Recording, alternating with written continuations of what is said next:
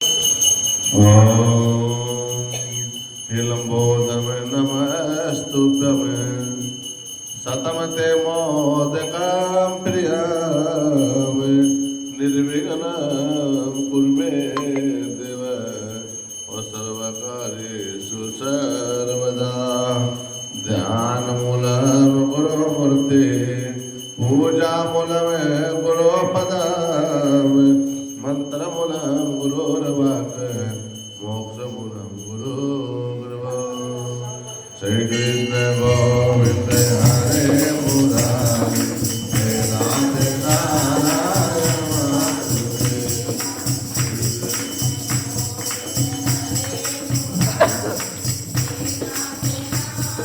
नारायण वासुदेव पितवात स्वामी सखा हमारे पितवात स्वामी सखा हमारे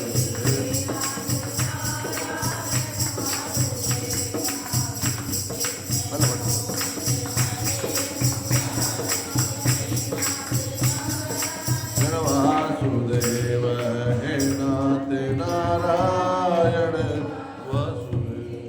बोल साचे दरबार है जी। कार्तिक महात्म की कार्तिक मास महात्म 13वां अध्याय। नारद जी बोले, जब भगवान विष्णु युद्ध भूमि में आ गए थे ना, तो जो गरुड़ महाराज के जो पंखों से ना ऐसा भूचाल आया कि सभी जो देते थे वे कांपने लगे।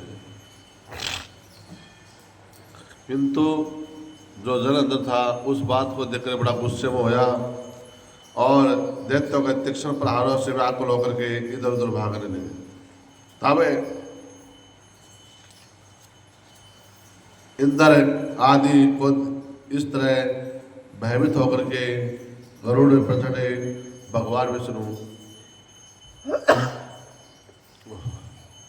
युद्ध में आगे बढ़े।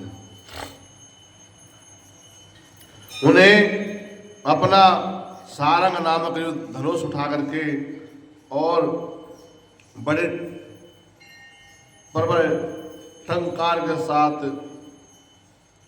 शब्द किया। पूरी त्रिलोकी उस शब्द से गुंजित उठी और हजारों दैत्य के सिर कट कर गिर पड़े। इसको देख करके जलंधर के क्रोध की सीमा न रही और फिर भगवान विष्णु और जलंधर का महान संग्राम युद्ध हुआ। बाणों से आकाश ऐसे भर गया जैसे बारिश हो रही हो। उसके प्रबल वेग से भगवान विष्णु ध्वजा अक्षतर धनुष से काट डाले। भगवान विष्णु का सीधा जलंधर के साथ युद्ध होने लगा। उसके युद्ध की छतरी भी काट दी, धनुष भी काट दिया। तब उसकी छाती पर भगवान ने प्रहार किया। इससे व्यतीत होकर उसने प्रचंड गदा उठाई और गरुड़ पर दे मारी। गरुड़ पृथ्वी पर गिर गया। उस साथ ही क्रोध में दैत्य के होठ खटखटाने लगे और जाकर के विष्णु की छाती पर उसने एक तीक्ष्ण बाण का प्रहार किया। इससे के उत्तर में भगवान विष्णु ने उसकी गदा काट दी और सारंग युद्ध का बाण चढ़ा करके उसे बिंदना प्रारंभ कर दिया। जलंधर भी अपने पहले बाणों की वर्षा करने लगा और जलंधर ने भगवान विष्णु को कई पहले बाण मार करके धनुष को काट डाला और धनुष कट जाने पर गदा से प्रहार करने लगे। शिगर जलंधर को खींचकर गदा मारी और अग्निवत वह अमोघ गदा की मार से चलायमान न हुआ। मंदोदत हाथी के समान गदा का प्रहार फूल के समान सहन कर गया। साथ ही उस युद्ध दुर्मद अत्यंत ही क्रोध होकर के अग्निमुख त्रिशूल उठा करके भगवान विष्णु पर छोड़ दिया।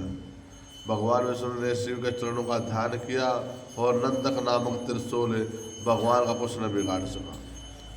जलंधर ने झट से भगवान की छाती पर मुष्टि का प्रहार किया और मुष्टि का प्रहार से दोनों घुटने टेक करके मल युद्ध करने लगी। पहले ना मल युद्ध की पहले महिमा ज्यादा आया करती है। आज का युद्ध रहेगा ऐसा, ऐसे कर देते हैं, गोली मारी बस हो गया, कुछ नहीं, ना कुछ बोलना ना कुछ करना।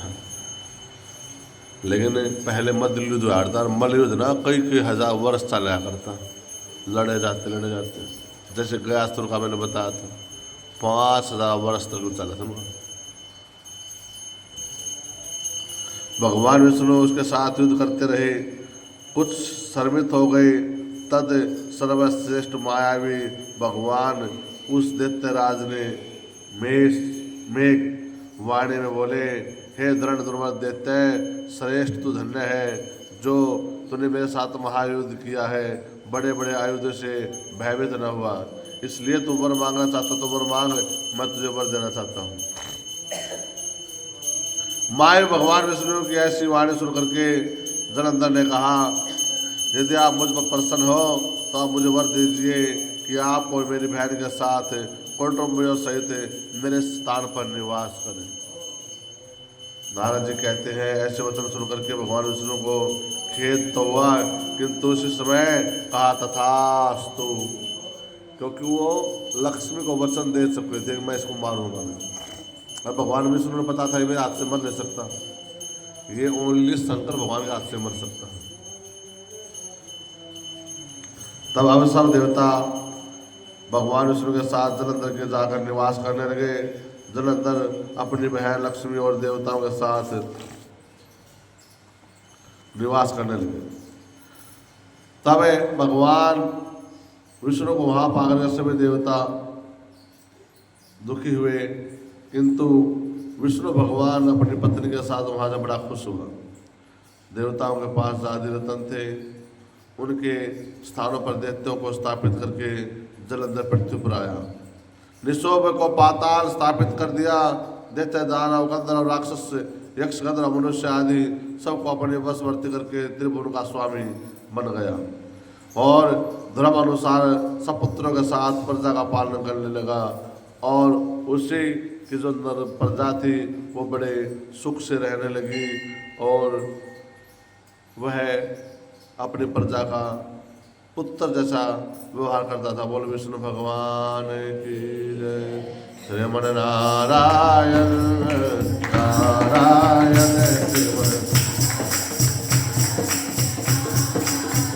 लक्ष्मी नारायण नारायण नारायण श्रीमन नारायण नारायण श्रीमन नारायण।